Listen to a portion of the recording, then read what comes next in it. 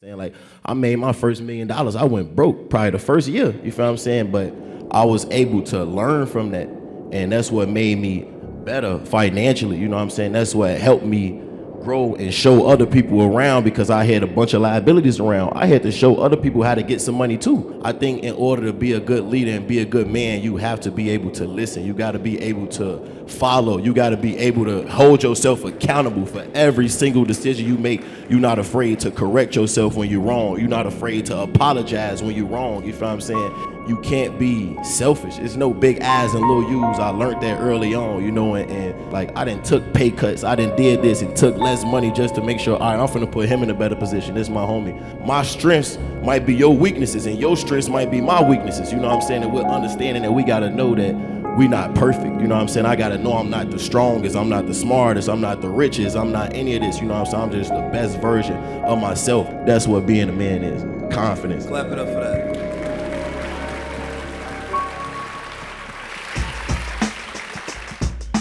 9:41. Take a good look at your screen right now. Diddy's Revolt TV has teamed up with OASIS Investment Group for Rebuild Chicago. It's a free one-day event at the Harold Washington Cultural Center this Monday, and it's going to explore ways to improve, advance, and rebuild the city of Chicago. So joining me with more on all of this that's going on, the great things that are happening right now, are the founders of OASIS. That's Michael Amir and Fahim Muhammad. Gentlemen, you all have worked with some heavy hitters. We're so glad that you all are here to talk to us about what you're up to now. So right before the Rebuild event, we took a day trip to Detroit. Our brother and partner, Corey Jacobs, was out there. He wanted to introduce us to some key people who's making some major moves. You know, of course, Corey and I, brothers go way back, and he told me about what you guys were doing. Ted is with one of the most brilliant architects, brilliant minds, and we came together for Akon City. Mm. From that, a lot of ideas came out of this, and he introduced us to Jose and his team. These gentlemen and young lady have a product that I felt like we could bring to Detroit. Affordable, modular, but what we can do is create opportunities for home ownership for minorities in a very clean, modern way. Well, we work basically in a high-end residence. In 2008, I had the vision of creating a massive plan to provide the low-income housing.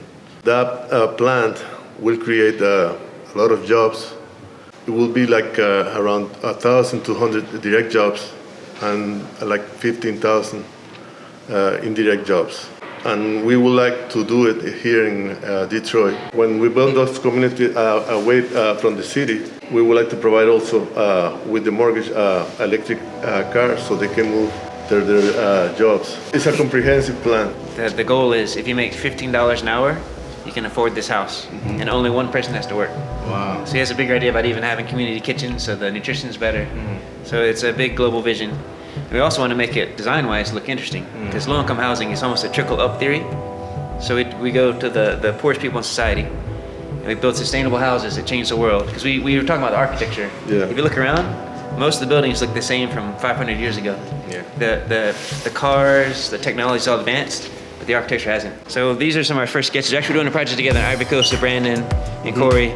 So it is, even the houses might be a bit more vertical. And like you see in Northern Africa, we have these canopies between the homes. So this could be like a family cluster of homes or just friends, and you get an outdoor room with the homes.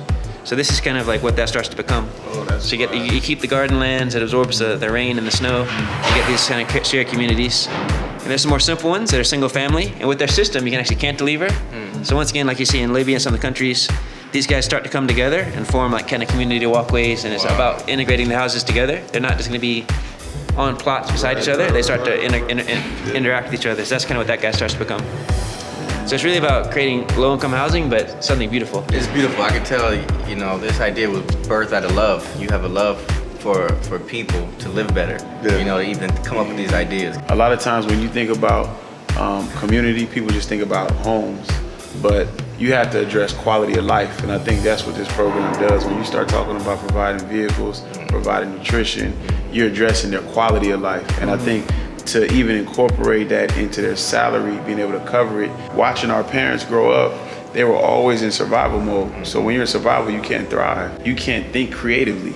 because every week, every month, you got to figure out food, bro. You know what I mean? You got all these things that are burdening you down. So I love it. I think it ties right into the name OASIS. Means taking places that were desolate and creating something beautiful. So to see the renderings, I think to hear the game plan, I know we're aligned, you know what I mean? So Detroit is personal for me because that's where my family's from on my mom's side.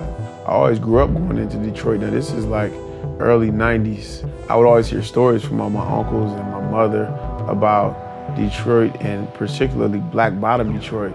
It was great to drive around, see some lots, and see the vision for these lots. The hotel is here. That's a luxury housing. In the middle, we have a police station and artist lofts. Then across the way, we have, against the building down there, you got a single room housing, 2 rows of that. And then you got artist lofts wrapping up, and you got veteran housing wrapping behind it. And in between the veteran housing and the artist lofts, we made this crazy sound studio. I showed you guys a little preview of that. Yeah. And then below that is Corey's Wintergy. So it'll be a gym. And below that will be artist studios and loft spaces. Where can we put my little house at? I was looking at this little spot right there. My mom told me like Detroit was so vibrant because you had all of the car manufacturing going on down there, which was a huge industry, and we were the ones who were manufacturing a lot of those vehicles, so a lot of the black families had money. It's like the real estate is crazy. They buying the whole thing. This Fisher building, right? And the building right in front of it, that was General Motors World Headquarters. So this whole new center area is what GM developed from like the early 1900s up until 97 when they left. The city of Detroit, the big thing is tearing down all the old buildings. That's a huge push. So we just got 2 years ago the legislative push so they can get a bond for $250 million. And then it had to be another $250 million, Brandon, to do community development. So we got $500 million. So before they demolish the houses, when people lose their houses, they hire him. He's the #1 contractor to come in and he does the clean out. And then they either demolish them or rehab them. They rehab them. So I want y'all to connect. The majority of our portfolio is in Chicago. Detroit is a quick hour flight away. Why not have some property out there? We tapped in with some of the relevant people that's from there, just so we can have our finger to the pulse and make sure that we're aligning ourselves for when that time does come and we're ready to start investing back in those communities. We already have existing relationships.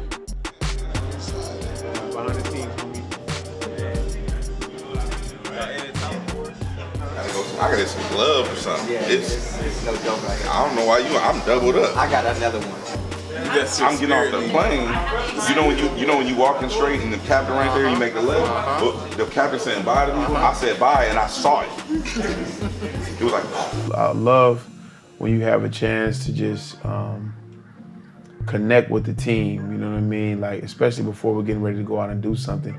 It reminds me of when I was a college football player, and like before every big game, you had team meals, and you would have them the day before, and then you would have another one, like a lighter one the day of, but the one the day before, it's just like you're looking at all of your teammates, and it's like, you know, everybody's mentally preparing to go out there and get a victory. I just want to thank everybody for coming. Mike gave everybody their accolades. We're going to close it out, Ben, but tomorrow we got a big day. Let's make sure we pray, meditate, do whatever we got to do to get our minds right. I think we got a great opportunity to show not just the people in that room, but to show the world what black people look like unified, the type of power that we have, the type of way we can influence people and influence other cultures. So today is finally the day of our Rebuild Chicago event. Vision simplifies life. It gives you a destination and a goal for every action and activity that you do on a daily basis. A man can do nothing without a vision because without a vision, we are blind. This is dope. This is an opportunity for people to invest in real estate in their community and do it in a way where everybody benefits. What I want to see in Chicago and my city is unity. The fact that you're here, think about this, man. This is a Monday night, but look at this room, look next to you.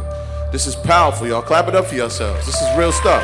So another initiative that we are engaged in is increasing the number of black appraisers that are entering these neighborhoods. Power is not an individual. You know, I can be a billionaire, but if it's just me and everybody around me has nothing, then that's no real power. Power is in the people. Why is it important for us to own our neighborhoods and invest in our community? We never learn anything about ownership or owning anything, owning ourselves, you know what I'm saying? So for me, it's important to teach generational wealth, but not only that, but community building where, you know what I'm saying, generations after us, because I believe in just empowering the youth. We're here to say, let's do it. Let's stop talking about it and let's do it. Let's buy back our communities. We have everything we need. All the resources is at hand. So we combined with some great brothers and sisters, and we're building a movement. We can pave the streets, it just costs money. We can put in trees, it just costs money. And guess what? It makes money. There's another piece which is like, am I owning? Did I buy it? Then there's another piece which is like, did I possess the land? Did I take ownership of that space? Did I take ownership of that neighborhood? And so you can own a space but not possess it. In order to possess it, you have to play in all the spaces that she's talking about, the policy places, the what's going on with police in your neighborhood. You got to own and possess it, and that's what we're really looking for us to do. Chicago is a beautiful place. Some of the most powerful people on the planet Earth reside right here in Chicago. Look around at Chicago and how much y'all love this city, that y'all want to see it rebuilt. This ain't about the people on the stage, this is about the people, and the revolution is now.